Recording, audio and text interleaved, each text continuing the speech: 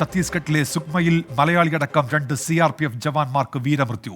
തിരുവനന്തപുരം സ്വദേശി വിഷ്ണുവാണ് വീരമൃത്യു വരിച്ച മലയാളി. മാവോയിസ്റ്റുകൾ സ്ഥാപിച്ചിരുന്ന IED പൊട്ടിത്തെറിച്ചാണ് സ്ഫോടനമുണ്ടായത്. അച്യുതൻ ചേരുന്നുണ്ട് ഡൽഹിയിൽ നിന്ന് വിശദാംശങ്ങളുമായി. അച്യുതൻ, വിവരങ്ങൾ. ഉന്മേഷ്, അതിദാരുണമായിട്ടുള്ള ഒരു സംഭവമാണ് ഉണ്ടായിരിക്കുന്നത്. ഛത്തീസ്ഗഡിലെ സുക്മയിലാണ് സംഭവം. ഇന്ന് 3 മണിയോടെയായിരുന്നു ഈ സിൽഗറിൽ നിന്ന് തെക്കുളഗുണ്ടം എന്ന് പറയുന്ന സ്ഥലത്തേക്ക് പെട്രോളിങ്ങിനിടെ സഞ്ചരിക്കവേ ഈ ഒരു IED പൊട്ടിത്തെറിച്ച ഇത്തരത്തിലൊരു ആക്രമണം ഉണ്ടാകുന്നത്. ഈ മാവോയിസ്റ്റുകൾ സ്ഥാപിച്ചിരുന്ന IED ആണ് പൊട്ടിത്തെറിച്ചത്. ഇതിൽ 2 മലയാളി ഉൾപ്പെടെ 2 CRPF ജവാന്മാർക്കാണ് ഈ ജീവൻ നഷ്ടമായത്.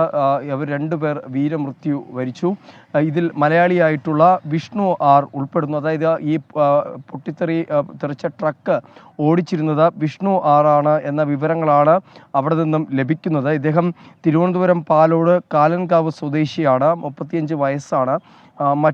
ഒപ്പം മരിച്ച മറ്റൊരാൾ ശൈലേന്ദ്ര എന്ന് പറയുന്ന ജവാനാണ്. അദ്ദേഹം ഉത്തർപ്രദേശ് കാൺപൂർ സ്വദേശിയാണ് എന്നുള്ള വിവരം കൂടി ലഭിക്കുന്നുണ്ട്. ഇത് 3 മണിയോടെയായിരുന്നു സംഭവം. പതിവ് പോലെ തന്നെ ഈ പെട്രോളിങ്ങിൻ്റെ ഭാഗമായി സഞ്ചരിക്കവെയാണ് ഈ ഇത്തരത്തിലൊരു IED ആക്രമണം അത് ഉണ്ടാകുന്നത്. നിലവിൽ ഈ മേഖല കേന്ദ്രീകരിച്ച ഇപ്പോൾ മാവോയിസ്റ്റുകൾക്കായി തെരച്ചിൽ ആരംഭിച്ചിട്ടുണ്ട്. പക്ഷേ ദൗർഭാഗ്യകരമെന്ന് പറയട്ടെ, മലയാളി ഉൾപ്പെടുന്ന 2 ജവാന്മാർക്കാണ് ഈ ആക്രമണത്തിൽ ജീവൻ നഷ്ടമായിരിക്കുന്നത്.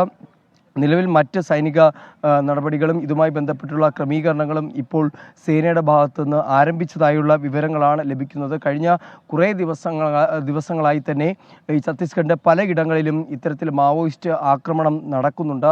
പല മേഖലകളിലും ഏറ്റുമുട്ടൽ തുടരുന്ന ഒരു സാഹചര്യവും നിലനിൽക്കുന്നുണ്ട്. അതിനിടയിലാണ് ഈ സുക്മയിലും ഒരു IED ആക്രമണം ഉണ്ടായിരിക്കുന്നത്. ഉന്മേഷ്, അച്യുതനാണ് വിവരങ്ങൾ നൽകിയത്. സങ്കടകരമായ വാർത്തയാണ്. മലയാളി ജവാൻ ഉൾപ്പെടെ 2 CRPF ജവാന്മാർക്കാണ് വീരമൃത്യു. ഛത്തീസ്ഗഡിലെ സുക്മയിലാണ് കുഴിബോംബ് സ്ഫോടനം ഉണ്ടായത്.